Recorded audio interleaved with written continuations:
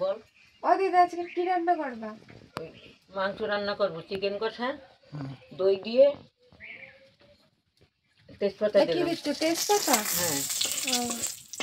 এবার দেবো পেঁয়াজ কুচি। এবার দেবো পেঁয়াজ কুচি। পেঁয়াজ কুচি?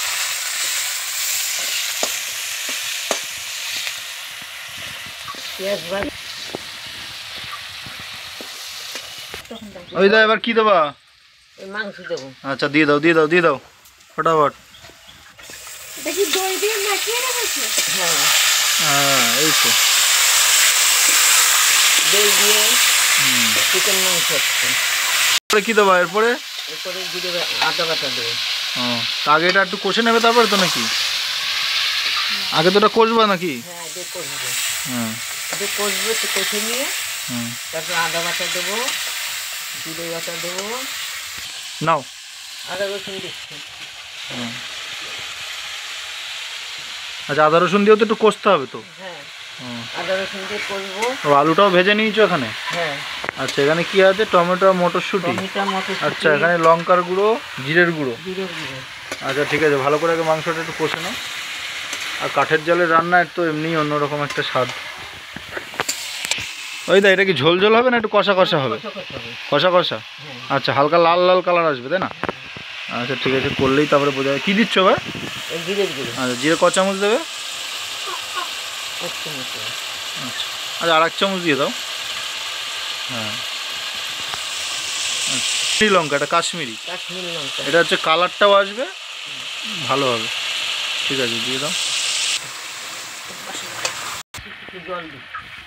আচ্ছা হালকা করে জলটা দিয়ে নাও, তাহলে কি ওই মশলাটা ধরবে না তাই তো? আচ্ছা এরপরে কি দেবে?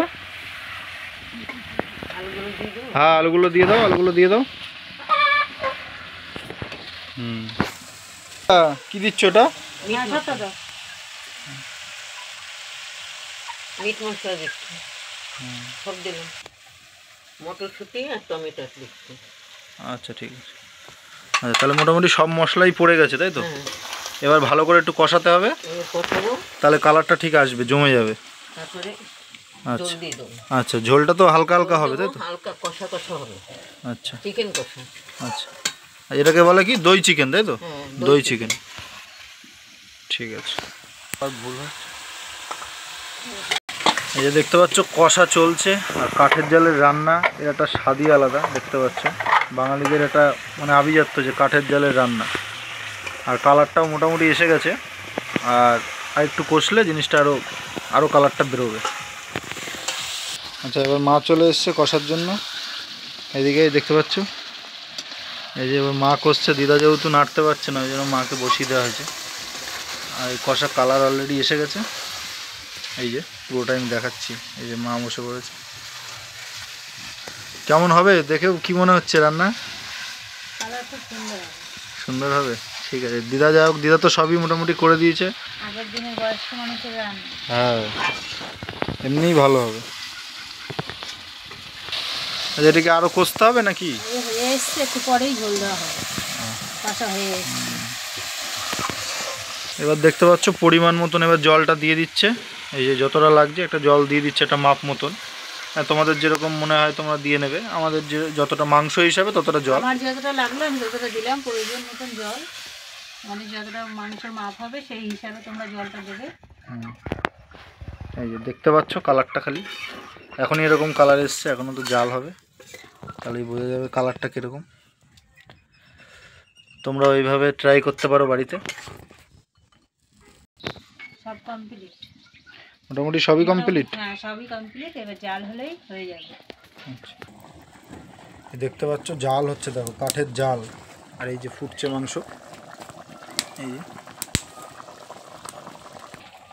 দারুণ একটা সেন্ট চলে এসছে, এখনই একটা সেন্ট পাওয়া যাচ্ছে, দারুণ। খেতেও সেরকম হবে বোঝা যাচ্ছে, না খেলে বোঝা যাবে না। আমি এখানে আশীর্বাদ গরম মশলা দিচ্ছি, তোমরা চাইলে অন্য গরম মশলা দিতে পারো। হ্যাঁ যাই হোক এই গরম মশলাটা একটা স্বাদই আলাদা, একটা স্বাদ আলাদা, এই জন্য আমি এই গরম মশলাটা ইউজ করছি। মোটামুটি রেডি হয়ে এসছে, দেখতেই পাচ্ছ নামানোর মতন হয়ে এসছে আমার। আমি গরম মশলাটা দিয়ে দিই।